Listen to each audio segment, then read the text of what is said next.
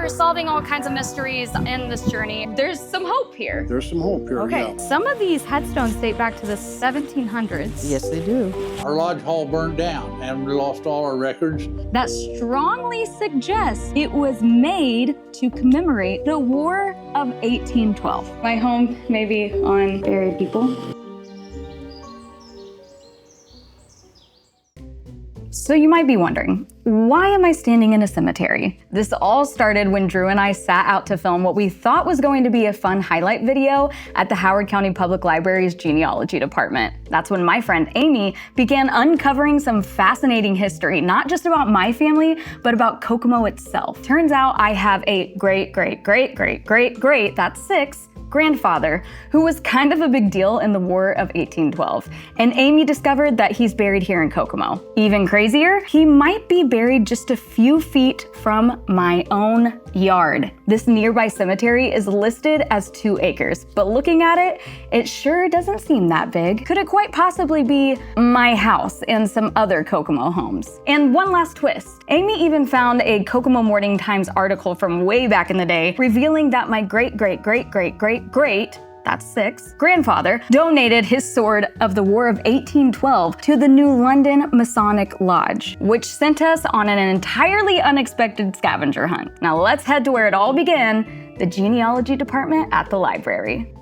So we're here at the Howard County Public Library in the Genealogy Department, and I'm actually here with my friend, my new friend, Amy Russell, and she was a genealogist here at the Genealogy Department in the Public Library. Amy's been helping me discover some things about my family history and my ancestors. Well, I started just working with you and then going backwards through your family, and about 6 generations back, I ran into somebody named Colonel Daniel Heaton, who was a War of 1812 veteran. And there's an article in the Kokomo Morning Times talking about him wanting to register, sign up for the Civil War. He was going to go fight, even though he was 80 years old at the time. Might be an artifact involved somewhere along the line. What started as you pulling just some cool family history and us telling people about the Genealogy Department has in fact turned into our own version of a scavenger hunt. You've come across Daniel Heaton here. He is my great 6 times grandpa. He's buried where? Probably somewhere close to where you currently live. And when you say where I live, like my home? Your home, yes. He may be in a cemetery near your property. Let's go to the cemetery by my house. All right, you ready? Yeah. You got your big binders? Got my ancestors in my hand, and are we really going to the cemetery right now, Joe? We're gonna go. You know, I would say the weirdest thing I've done in my job.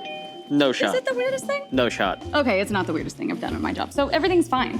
We are headed to Cobb Cemetery, which has a pretty interesting story in itself. We are trying to solve some mysteries with Cobb Cemetery as well. When you get there, if you look up the land records, it does say that it sits on 2 acres, which does have me a little concerned that my home may be on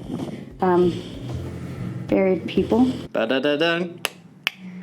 Obviously, Amy's told me a lot about my family history. Of course, I had to bring Chatty into this, ChatGPT. I just told it to tell me everything that it knows about Colonel Heaton, so this is pretty interesting. It says here that Heaton is remembered locally as a War of 1812 veteran, stationed for a time at Fort Wayne and fought in the Battle of Tippecanoe, 1811. He was also a longtime Freemason, and he was reported as the oldest Mason in the county at his death.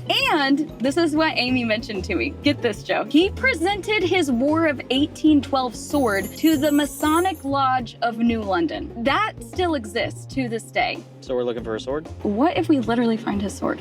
Do you think it's still in New London? To the cemetery.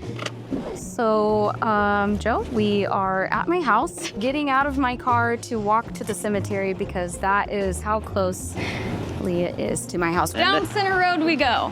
All right. This is it right here. This is Cobb Cemetery. It's just a few rocks in between 2 people's houses? They aren't rocks, they're people's headstones, Joe. Ta-da! Cobb Cemetery. So like I said, we're here at Cobb Cemetery on Center Road in Kokomo. But here's the interesting thing. When you start doing a little casual research on Cobb Cemetery, photos and information about Alto Baptist Cemetery also show up. Now, during Amy's research and my very amateur research, we haven't quite figured out why these two cemeteries are so often linked. Could it be that the original land was donated and later divided in half? Or maybe there's no connection at all. We're really not sure at this point. What we do know is that Colonel Heaton is buried at one of the two cemeteries. We're just not sure which one at this point. So here we are again at Cobb Cemetery, hoping to find some answers. And as I mentioned earlier, it's within walking distance from my house. How wild would it be to discover that I have an ancestor basically buried in my front yard? So Amy, you and I, we have been discussing some research that you found on Cobb Cemetery, and some of these headstones date back to the 1700s. Yes, they do. Who's caring for these cemeteries now? Generally, it's the township trustee. I think that's what, they are given the authority to take care of these. Gotcha. As prominent as Heaton was, he might have a larger, more identifiable grave, too. I've been on Find a Grave, and this is Cobb Cemetery, and these are some of the people who are buried here. Wow. With their markers. So somebody looking for an ancestor could perhaps find it on here. There are supposed to be 13 War of 1812 veterans buried in Howard County. He is the most senior ranking. Well, I will say, this scavenger hunt was quick, wasn't it? Yes, it was. That means that there's only one other location he could be. So I think if it's okay with you, we should go maybe head over to the other cemetery. Sounds good to me. Okay. Bree, Yeah. there's some people coming outside. Oh, those are actually the owners. How's it going? Are you okay? Can I put you on camera right now? That's okay. Tell me, why did you buy a house right beside a cemetery? Because he showed it to me to start with. I was a little skeptical. We went and walked around. I was like anybody else thinking, oh my gosh, this is going to be so creepy. Did you know that Cobb Cemetery says that it's 2 acres? No. This is maybe a third or a quarter of an acre. That also just spooks me a little bit because, again, I am kind of your neighbor. And if that is 2 acres, that is making me wonder what my house might be built on top of. I know the neighbors had an old cemetery map that plotted out who was buried and where the headstones were. Okay. Thank you guys so much. On the road again.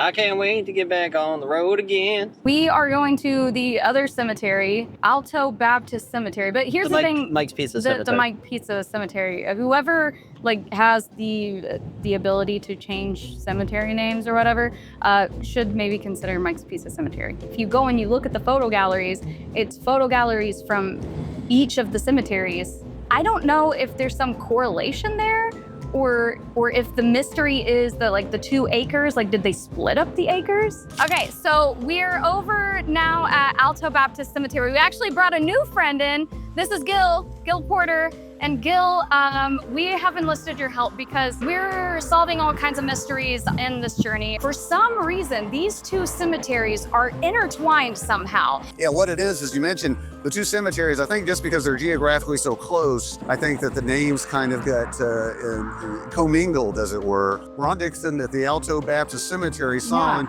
that's the right name, but it's the wrong cemetery. Yeah. Cobb is actually the Alto Baptist Cemetery. That's so confusing. In the county records, Cobb is the Alto Baptist Cemetery. This cemetery was the Alto Cemetery. Okay. And it dates to the original plat of the township of Alto, associated with the Alto ME Church, the Methodist Church. Somebody, when they were redoing the signage, they mistakenly thought this was the Alto Baptist Cemetery, and that's why the sign is here. But in fact, Cobb is the Alto Baptist Cemetery. If you were just a casual researcher, if you're using Google or whatever you're using, it keeps telling me that Cobb Cemetery is 2 acres. It naturally has me wondering if my house is built on graves, which is kind of scary. Yes, I can assure you your house is not going to be visited by ghosts.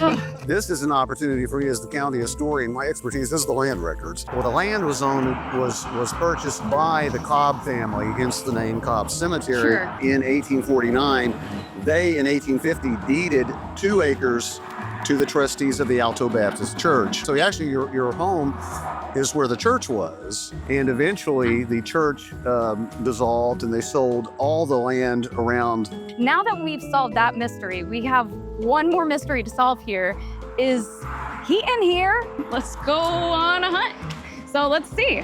Okay, so Amy, you did a little bit more research and you have kind of an idea of what Heaton's stone looks like then, yeah? A rough idea, A yes. rough idea, Yeah. a rough idea. I would think we're looking for something big. This looks like it has a crack in it. What's this one look like over here? Here you go. Is that You it? found it? Good. Is this the one? Father. No, it's No. Daniel. Oh. But that's more Heaton's. Not Heaton. I can't exactly tell what it says, but I don't think that's Heaton. I think this is what we're looking for. Oh, wow. Okay. No, that's not it. You found it? This is it?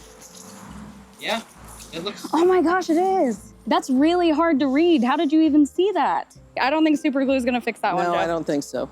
Well, that's it. We found it. The mysteries never end here. This, like I said, this is just one mystery after another, but we did find him. So this is crazy.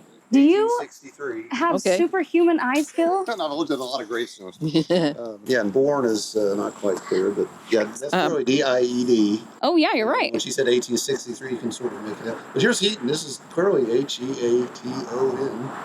We've done all this research and this has been like a fun scavenger hunt. However, we are in a cemetery right now with a bunch of people who were once living human beings that people knew and they loved, and they're literally right underneath our feet and marked with these headstones. So this is, while this journey has been fun and entertaining and interesting, it is quite sentimental as well. So Joe, it says that Colonel Heaton, the veteran soldier, 81 years old, was in town on Sunday. He wants to volunteer.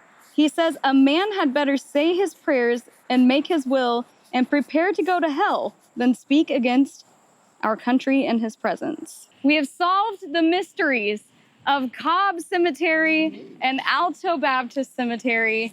Daniel donated his sword of 1812 to the New London Masonic Lodge, Yes, he did. which the New London Masonic Lodge still exists. Absolutely. So do you think it is possible that we might be able to find that sword? It's worth a try.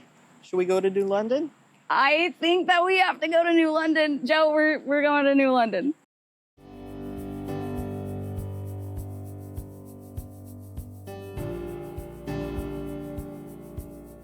Now the saga continues because we think, we hope, who knows, that we might be able to track down that sword that he donated to the Masonic Lodge in the 1800s. And it does say in that newspaper article that he donated it. We're gonna meet up with Nathan Farlow, he says there's a sword here. He doesn't know any history about it. We reached out and we said, do you know about this story? And he didn't. So we're here with Nathan, and Nathan, you and I have talked on the phone. You have not heard of Colonel Daniel Heaton. Did not know the man. Do not know the man. Never heard of him. No. Never heard of him before. No. But it does state in a newspaper article from a very long time ago that he donated a sword specifically to the New London Masonic Lodge, which is here. Is that it? That's it. This is the sword that we have right there on the wall. Okay. I don't know that I've like handled a sword before, unless it was like a costume from Party City. Again, I have no knowledge of swords. However, I don't know if we can somehow determine that this is Heaton's sword. Now, do you know anything about this? Because this kind of looks like monogram. I've only been here about 52 years. Just a short amount of time. Only 52. Just a short amount of time there. Okay, so we do have some letters here, and they're different, so maybe not a monogram. I don't know that I have a sword contact. I have a contact for a lot of random things.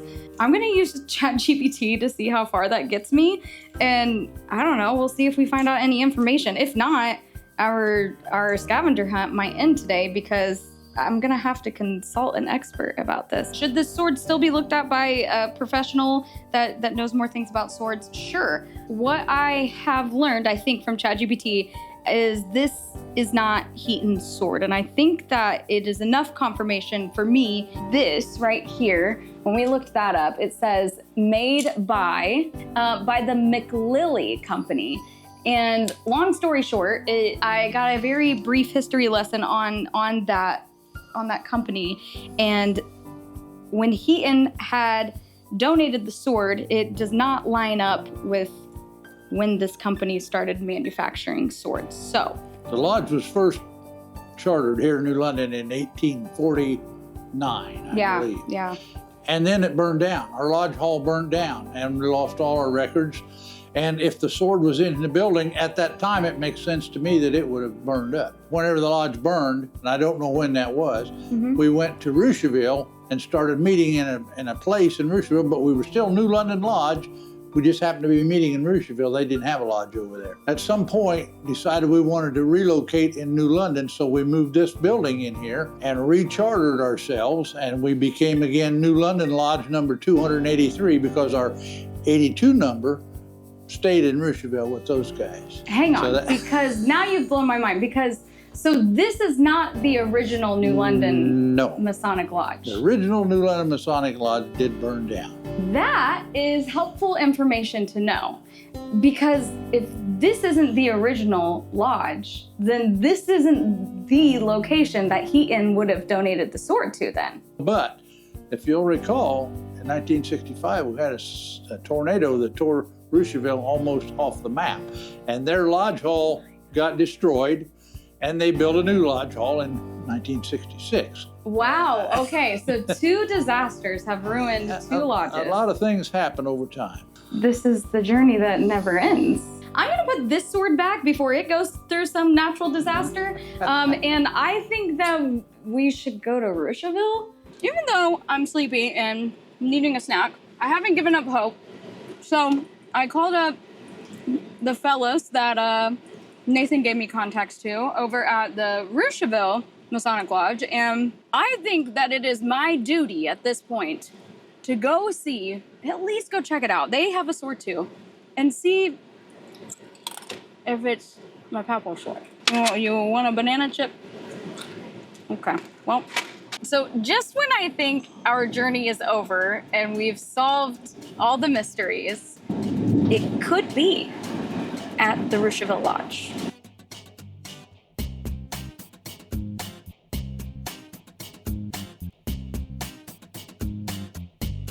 Hi, Mark. How are ya? Good. This is Joe. Nice to meet you. Joe meet Mark. Mark meet Joe. So, Mark, we're here at the Russiaville Masonic Lodge. So you guys do have a sword here. Yep. We've been sent here by Nathan from the New London Masonic Lodge. So we heard from Nathan that the original New London Masonic Lodge, it burned to the ground. That's correct. In 1854, I believe he said.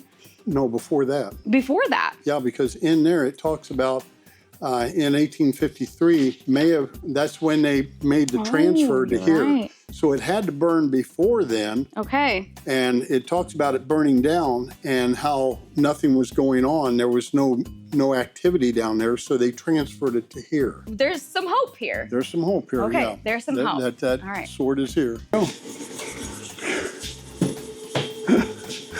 So this is the sword here. Oh, I'm seeing a name here. That says Brown. That does not say Heaton. So here's the thing. I'm not counting this out just yet. We do need to do a little bit of research on here. I was afraid that what was going to happen is that I was going to pull this sleeve and discover a name that didn't say Heaton, because that is what happened at the other lodge. But here's the thing, Joe. I don't really know how this works, so I'm not counting this out. However, I will say I don't have a ton of sword knowledge, although now I have a little bit more than I do than when we started. I feel like we should probably look for a stamp to see, and I will say I am not seeing a date of investigating the sword. We're having a moment here, fellas, because I have discovered, well, actually Mark discovered here, this little stamp. And Joe, if you could come in here. This is what ChatGPT is really interested in right here. So I took an abundance of photos and I uploaded them into here.